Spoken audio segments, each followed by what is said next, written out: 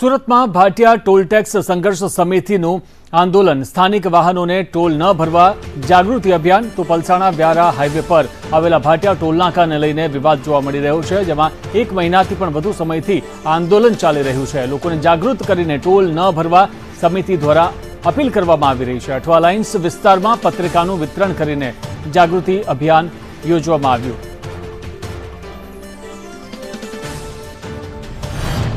તો દર્શનભાઈ, શું કહેશો? આજે કોલેજમાં આવી ગયા છો? છેલ્લા 30 દિવસથી જનજાગૃતિના ભાગરૂપે બિન રાજકીય રીતે કોઈપણ રાજકીય માઇલેજ વિના સુરત શહેર અને સુરત જિલ્લાના લોકોને GJ5 અને 19ની મુક્તિ માટેની અમે મિટિંગો કરી। તાલુકે જિલ્લે વોર્ડમાં અને ગલીઓ સુધી અને રોડ પર પણ અમે પત્રિકા વેચીને જનજાગૃતિ સુરત શહેરમાં કરવા માટેના પ્રયત્નો કરેલા।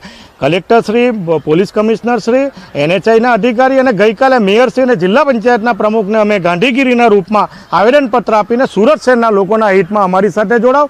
આ કોઈ રાજકીય લડાઈ નથી। જી બિલકુલ, આ જે બિન રાજકીય જે લડાઈ ચાલી રહી છે ભાટિયા ટોલ સંઘર્ષ સમિતિ, એના સંપૂર્ણ વિદ્યાર્થીઓનો ટેકો છે અને વિદ્યાર્થીઓની માંગ છે કે આ જે ટોલ GJ5 અને GJ19માં લેવામાં આવે છે સંપૂર્ણપણે મુક્તિ આપવામાં આવે। સુરતની જે મુખ્ય કોલેજો છે એવી MTB arts college, PT science કોલેજમાં વિદ્યાર્થીઓને આ જે ટોલ મુક્તિ માટે જે જાગૃતિ અભિયાન છે એના માટે વિદ્યાર્થીઓને જાગૃત કરવા માટે અમે અહીંયા આવ્યા છીએ કે કોઈ પણ આંદોલનને સફળ બનાવવા માટે છેલ્લા ઘણા દિવસથી ભાટિયા ટોલ સંઘર્ષ સમિતિ પ્રયત્ન કરે છે, પરંતુ અમે એક મુહિમ એવી છેડી છે કે યુવાનોને જાગૃત કરવા છે।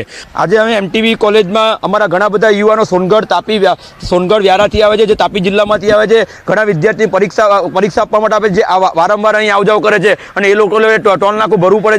જેમ કામરેજ ટોલ નાકા માફ કરવામાં આવે છે તો ભાટિયા ટોલ નાકું કેમ નહીં? એટલે આજે અમે MTB કોલેજમાં વિદ્યાર્થીઓને, યુવાઓમાં ક્રાંતિ લાવવા માંગીએ છીએ અને દરેક યુવાઓ આજે અમે આ ભાટિયા ટોલ નાકાને પત્રિકા આપીને જાગૃત કરવા માંગીએ છીએ કે આ ભાટિયા ટોલ નાકું બંધ કરવામાં આવે। વૈકલ્પિક રોડ અને સર્વિસ રોડ વગર ટોલ રોડ શક્ય જ નથી, આ રૂલ્સ કહે છે। તો વૈકલ્પિક રોડ કે ટોલ રોડ ન મળે ત્યાં સુધી GJ5 અને GJ19ના વાહનોને 100% મુક્તિ મળવી જોઈએ, એવી અમારી માંગ છે। તમે જોયું હશે કે ભાટિયા ટોલ નાકાનો જે મુદ્દો છે તે હવે ચરમસીમાએ પહોંચી ગયો છે અને કોલેજ સુધી આ પત્રિકાઓ વેચવામાં આવી રહી છે। કેમેરા પર્સન અજીત પટેલ સાથે આઝમ સાલે, સંદેશ ન્યૂઝ, સુરત।